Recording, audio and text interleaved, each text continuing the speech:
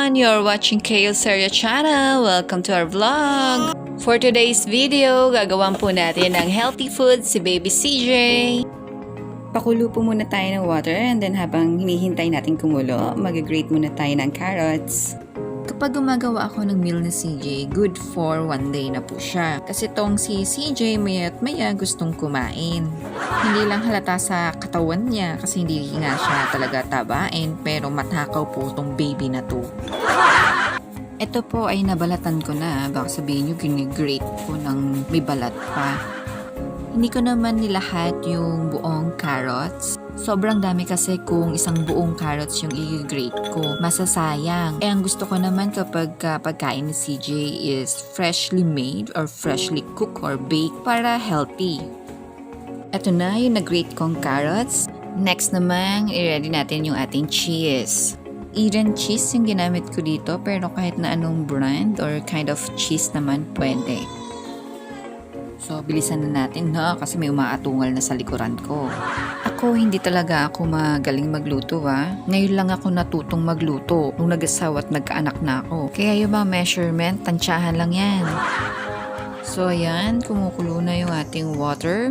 Pwede na nating ilagay ang ating macaroni pasta. Mga 1 cup siguro yung nilagay ko dyan. Kung kulang, dagdagan nyo na lang. So, pakuluan lang hanggang lumambot ang ating macaroni pasta. At habang hinihintay yan, laruin muna natin ang ating baby.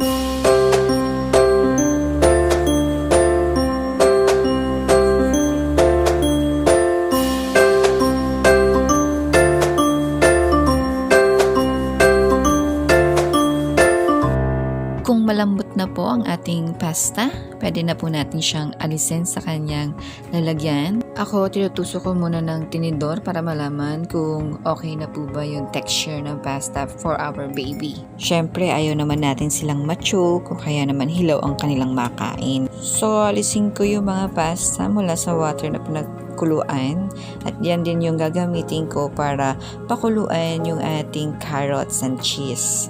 Alam nyo mga moms, nakakatuwa talaga kapag ikaw mismo nagpe-prepare ng food ng baby mo kasi alam mong nutritious siya at maayos yung pagkaka-prepare. At ilagay na po natin yung carrots na granate natin kanina. Pakuluan, then lagyan natin ng iba pa pong mga pampalasa.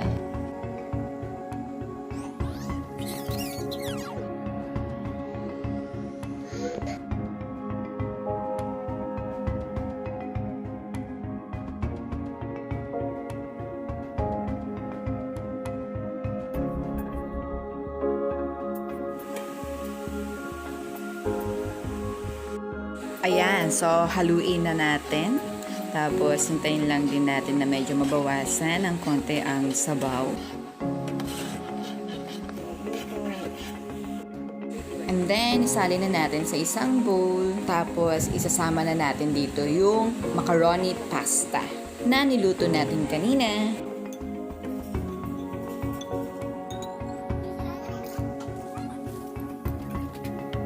Ayan mga moms, kung nagustuhan nyo yung recipe na to, free kayo na kopyahin at kayahin and i-prepare for your baby. For more videos like this, please subscribe to our channel. Don't forget to hit the notification bell para updated tayo sa mga bago naming uploads. Please like this video. So, ready na natin. I-prepare na natin ang pagkain ni CJ. At mukhang atat na ang baby na to. Kanina pa umiiyak. Gustong gusto nang kumain.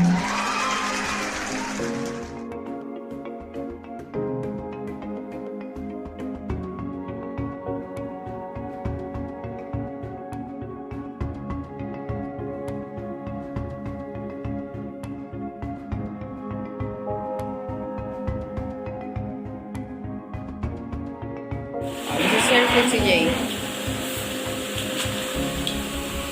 Si Jay? Eto na, nakain na si CJ.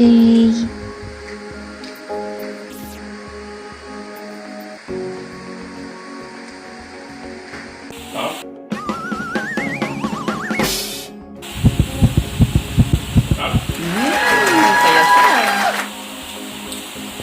Yummy. Yummy?